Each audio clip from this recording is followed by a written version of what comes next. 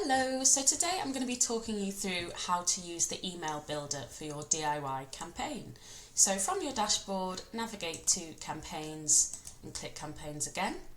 And then you can open a campaign that you've already set up by clicking the edit button here on the right hand side. There's 4 sections, so hopefully you've already set up your campaign, your registration form and your fundraiser. And the section that we're going to be looking at today is the email journey. So in the email journey, the first thing you'll need to do is set up all your email settings. So just a reminder that the logo and the colours and all the brandings will pull directly from your account settings, so make sure that they're set up in the way that you want it.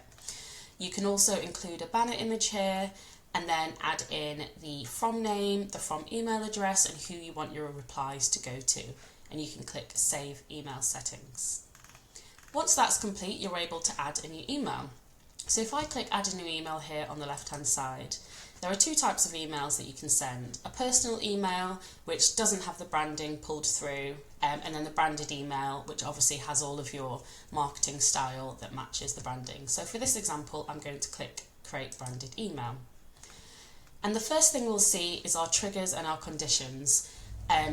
The first thing that you can do is look at when you want the email to be sent, when you want it to be triggered, and there's lots of different ways that you can do this. So you can schedule it to go a certain amount of days after someone's filled in your registration form.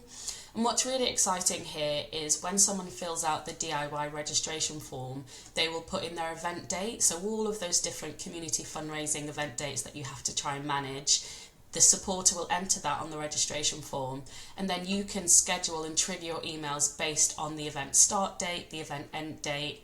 So that's really useful for good luck messages, for congratulations messages, and that can all be triggered by the event date that they put in their registration form.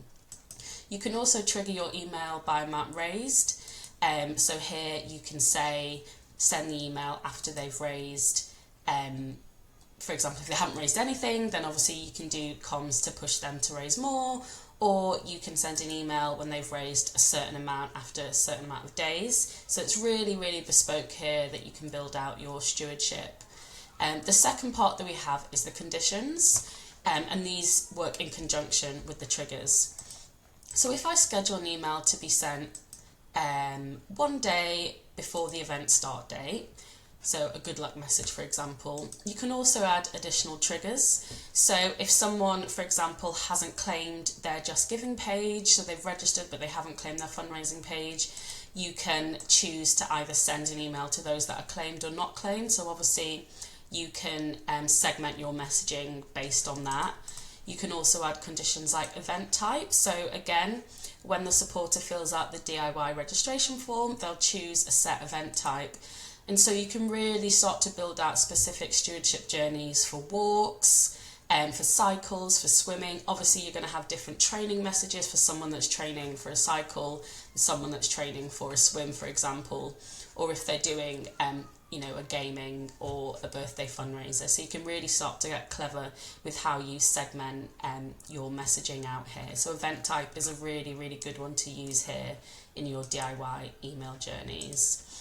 You can also use the condition of which fundraising platform they're using if you want to send different messages there, or if they've got a set fundraising target that's really high, you might want to segment different messaging for those high value fundraisers compared to those that are going to raise less. So there's lots of different conditions that you can use here to add into your stewardship journey, and there's no limit on the number of emails that you can add into this journey as well. Once you're happy with your trigger and your conditions here, obviously you'd enter your subject line. You can choose to bring in the logo from your account settings or the banner from your email settings, and then obviously you can start to write the email here. You can bring in different merge tags, so event start date, event name, event type. Again, all of this is pulled from the DIY registration form, and you can obviously enter images and format your email however you like. And once you're happy with it, you can send a test email. And once you're happy with it, obviously click Save Changes and that email will be ready to go. Thanks very much.